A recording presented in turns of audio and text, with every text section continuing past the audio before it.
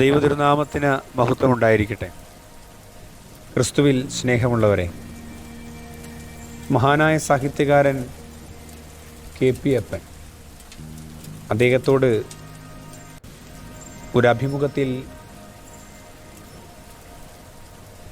ഒരാൾ ചോദിക്കുന്നുണ്ട്, നിങ്ങൾ ക്രിസ്തുവിൽ കണ്ട ഏറ്റവും വലിയ അത്ഭുതം എന്ത് എന്ന്. ഒരുപക്ഷെ ക്രിസ്തുവിൻ്റെ അത്ഭുതങ്ങളെന്ന് പറയുമ്പോൾ നമ്മുടെ മനസ്സിൽ കടന്നു വരുന്നത് കാനാവിലെ കല്യാണം തൊട്ട് 5 അപ്പം കൊണ്ട് 5000 പേരെ പോഷിപ്പിച്ചതും അന്ധന് സൗഖ്യം നൽകിയതുമൊക്കെയാണ്. എന്നാൽ KP അപ്പൻ എന്ന മഹാനായ ആ മനുഷ്യൻ്റെ മറുപടി വ്യത്യസ്തമായിരുന്നു. ചോദ്യം ഒന്നുകൂടി ആവർത്തിക്കുകയാണ്, ക്രിസ്തുവിൽ നിങ്ങൾ കണ്ട ഏറ്റവും വലിയ അത്ഭുതം ഏതാണ്? അദ്ദേഹം ഉത്തരം കൊടുക്കുന്നത് ഇങ്ങനെയാണ്, കല്ലുകളെ അപ്പമാക്കാതിരുന്നതാണ് ക്രിസ്തുവിൻ്റെ ഏറ്റവും വലിയ അത്ഭുതമെന്ന്. 40 രാവും 40 പകലും നോമ്പ് നോക്കുന്ന ക്രിസ്തുവിൻ്റെ മുമ്പിലേക്ക് അവൻ്റെ ഉള്ളിലെ വിശപ്പിനെ തിരിച്ചറിഞ്ഞിട്ടാവാം ഈ കല്ലുകളെ അപ്പമാക്കുവാൻ സാത്താൻ ചില പോരാട്ടങ്ങളുടെ നടുവിലേക്ക് ക്രിസ്തുവിനെ ക്ഷണിക്കുന്നുണ്ട്. ക്രിസ്തു മനോഹരമായ മറുപടി കൊടുക്കുന്നുണ്ട്. മനുഷ്യൻ അപ്പം കൊണ്ട് മാത്രമല്ല, ദൈവത്തിൻ്റെ വായിൽ നിന്ന് വീഴുന്ന വചനങ്ങൾ കൊണ്ടുകൂടിയാണ് ജീവിക്കുന്നത്. അതുകൊണ്ടാവാം തിങ്കളാഴ്ച സന്ധ്യയെ പിതാക്കന്മാർ ഇപ്രകാരം എഴുതി വച്ചത്, പോരാടുന്നോനാം സാത്താനെ നോമ്പാൽ പ്രാർത്ഥനയാൽ വെല്ലാൻ സഭയെ നീ ശീലിപ്പിച്ചു. ആദാം താതന്തൻ ഭക്ഷണമോഹത്തെ വെന്നൊരു നൽ നോമ്പെ സസമാധാനം വന്നാലും. പോരാട്ടം ഈ ജീവിതത്തിൽ ഉടനീളമുണ്ട്. പ്രാർത്ഥനയാൽ അതിനെ നേരിടുവാൻ, സഭയുടെ ശീലത്തിൻ്റെ ഭാഗമാകുവാൻ നമുക്ക് കഴിയണം. ആദാം താതൻ ഭക്ഷണമോഹത്തെ, മൂന്നാമതൊരു അതിഥിയായി പാമ്പ് ഏദനിലേക്ക് കടന്നു വരുന്നു. ഹവ്വയോടാണ് പറയുക, ഇത് കഴിച്ചാൽ ദൈവത്തെ പോലെയാകും.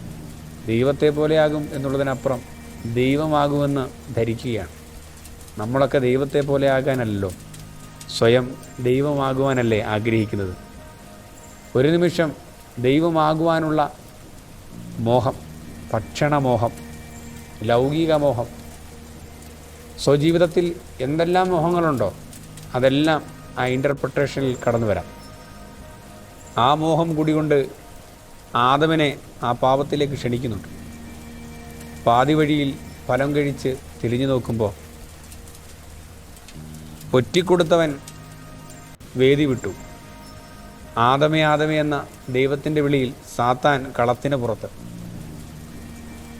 പോരാട്ടത്തിലേക്ക് ആദമിനെയും ഹവ്വയെയും വലിച്ചെറിഞ്ഞുകൊണ്ട് സാത്താൻ, മൂന്നാമതായ ഒരു അതിഥിയായി എത്തിയ സാത്താൻ കളം വിട്ടു. ശേഷിക്കുന്നതും ആദമും ഹവ്വയും പിന്നെ ദൈവവുമാണ്. എപ്പോഴും അങ്ങനെയാണ് കേട്ടോ. അവസാനത്തോളം കൂടെയുള്ളൊരു ദൈവം ആദമേ ആദമേ എന്ന് വിളിച്ചുകൊണ്ട് അവൻ്റെ അരികിലേക്ക് വരികയാണ്. ഹാബലിനെ കൊന്നൊടുക്കി വയലിൻ്റെ വരമ്പിൽ ഒരല്പം പോലും കുറ്റബോധമില്ലാതെ കയ്യിൽ നിൽക്കുമ്പോഴും കൊലപാതകിയായ കയ്യിൻ്റെ പിന്നാലെ കയ്യിനെ വിളിച്ചുകൊണ്ടെത്തുന്ന ഒരു ദൈവം. പാപം മനുഷ്യനിലുണ്ട് എന്നുള്ളത് സ്പഷ്ടമാണ്. പക്ഷേ പോരാട്ടമാണ് ഏറ്റവും വലുത്. പാപത്തിനെതിരെയുള്ള പോരാട്ടം, നമ്മുടെ ദുശീലങ്ങൾക്കെതിരെയുള്ള പോരാട്ടം, നമ്മുടെ വ്യാമോഹങ്ങൾക്കെതിരെയുള്ള പോരാട്ടം, നമ്മുടെ ദുരാഗ്രഹങ്ങൾക്കെതിരെയുള്ള പോരാട്ടം.